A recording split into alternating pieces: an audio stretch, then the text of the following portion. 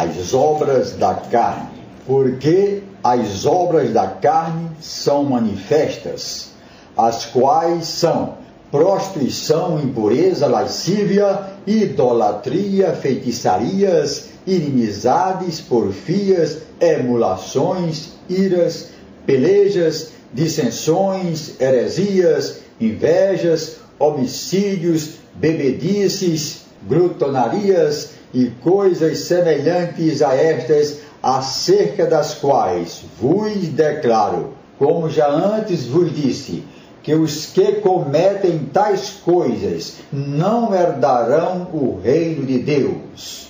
Mas o fruto do Espírito é caridade, gozo, paz, longanimidade, benignidade, bondade, fé, mansidão, temperança. Contra essas coisas não há lei. Livro de Gálatas, capítulo 5, versículos 19 a 23. Nenhum trecho da Bíblia apresenta um mais nítido contraste entre o modo de vida do crente cheio do Espírito e aquele controlado pela natureza humana pecaminosa do que Gálatas 5, versículos 16 a 26. Paulo não somente examina a diferença geral do modo de vida desses dois tipos de crentes, ao enfatizar que o espírito e a carne estão em conflito entre si, mas também inclui uma lista específica tanto das obras da carne como do fruto do espírito. Obras da carne. Comentários da Bíblia de Estudo Pentecostal. Carne é a natureza pecaminosa com os seus desejos corruptos, a qual continua no cristão após a sua conversão, sendo seu inimigo mortal. Como está em Romanos 8, versículos 6 a 8, versículo 13, Gálatas 5, versículos 17 e 21. Aqueles que praticam as obras da carne não poderão herdar o reino de Deus. Por isso, essa natureza carnal pecaminosa precisa ser resistida e mortificada numa guerra espiritual contínua, que o crente trava através do poder do Espírito Santo. Vejam Romanos 8, versículos 4 a 14. Prostituição, do grego porneia, isto é, imoralidade sexual de todas as formas.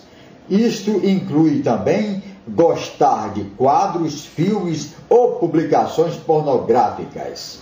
Os termos moicheia e porneia são traduzidos por um só em português: prostituição.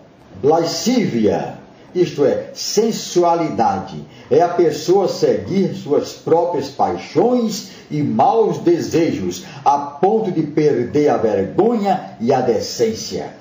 Vejam 2 aos Coríntios 12, versículo 21. Idolatria, do grego eidolatria, isto é, a adoração de espíritos, pessoas ou ídolos, e também a confiança numa pessoa, instituição ou objeto, como se tivesse autoridade igual ou maior do que a palavra de Deus. Vejam Colossenses 3, versículo 5. Feitiçarias, isto é, espiritismo, magia negra, adoração de demônios e o uso de drogas e outros materiais na prática da feitiçaria. Vejam Êxodo 7, versículos 11 e 22. Capítulo 8, versículo 18. Apocalipse 9, versículo 21. Inimizades, isto é, intenções e ações fortemente hostis, antipatia e inimizade extremas. Porfias, isto é, brigas, oposição, luta por superioridade. Vejam Romanos capítulo 1, versículo 29, 1 aos Coríntios, capítulo 1, versículo 11, e capítulo 3, versículo 3. Emulações, isto é, ressentimento, inveja amarga do sucesso dos outros. Vejam Romanos 13, versículo 13. Iras, isto é, ira ou fúria explosiva, que irrompe através de palavras e ações violentas. Vejam Colossenses 3, versículo 8. Pelejas, isto é, ambição egoísta e a cobiça do poder. Vejam 2 Coríntios 12, versículo 20, Filipenses, capítulo 1, versículos 16 e 17. Nós estamos lendo aqui as obras da carne e dissertando a respeito de cada uma delas, como está em Gálatas 5, versículos 19 a 23. E os comentários são da Bíblia de Estudo Pentecostal. Dissensões, isto é, introduzir ensinos cismáticos na congregação sem qualquer respaldo na palavra de Deus. Vejam Romanos 16, versículo 17. Heresias, isto é, grupos divididos dentro da congregação, formando conluios egoístas que destroem a unidade da igreja. Vejam 1 aos Coríntios 11, versículo 19. Invejas, antipatia ressentida contra outra pessoa que possui algo que não temos e queremos. Homicídios, isto é, matar o próximo por perversidade. Bebedices, isto é, descontrole das faculdades físicas e mentais por meio de bebida embriagante. Glutonarias, isto é, diversões, festas com comida e bebida de modo extravagante e desenfreado, envolvendo drogas, sexo e coisas semelhantes. As palavras finais do apóstolo Paulo sobre as obras da carne são severas e enérgicas. Quem se diz crente em Jesus e participa dessas atividades iníquas exclui-se do reino de Deus, isto é, não terá salvação. Vejamos agora o fruto do Espírito. Em contraste com as obras da carne, temos o modo de viver íntegro e honesto que a Bíblia chama o fruto do Espírito. Esta maneira de viver se realiza no crente à medida que ele permite que o Espírito dirija e influencie sua vida de tal maneira que ele, o crente, subjugue o poder do pecado, especialmente as obras da carne, e ande em comunhão com Deus. O fruto do Espírito inclui caridade, isto é, o interesse e a busca do bem maior de outra pessoa sem nada querer em troca.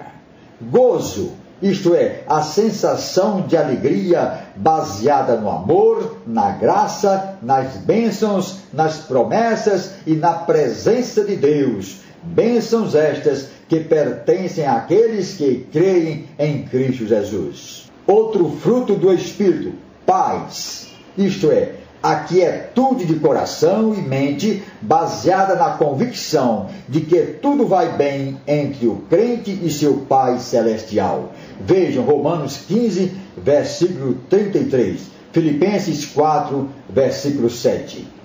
Longanimidade, isto é, perseverança, paciência, ser tardio para irar-se ou para o desespero.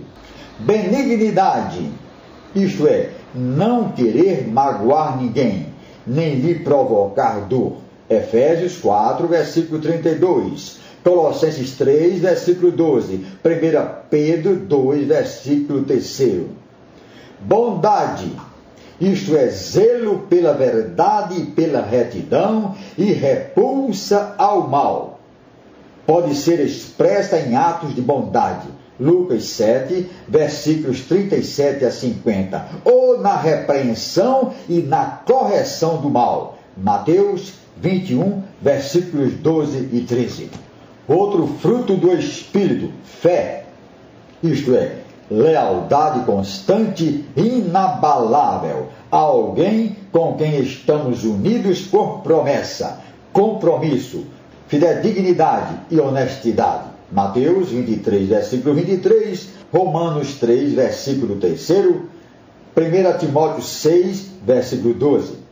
Mansidão, isto é, moderação associada à força e à coragem. Descreve alguém que pode irar-se com equidade quando for necessário e também humildemente submeter-se quando for preciso. Temperança, isto é, o controle ou domínio sobre nossos próprios desejos e paixões. Também a pureza. Vejam 1 aos Coríntios 7, versículo 9, Tito, capítulo 1, versículo 8.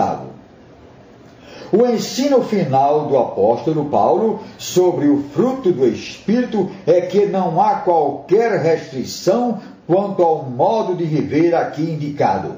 O crente pode e realmente deve praticar essas virtudes continuamente. Nunca haverá uma lei que lhes impeça de viver segundo os princípios aqui descritos.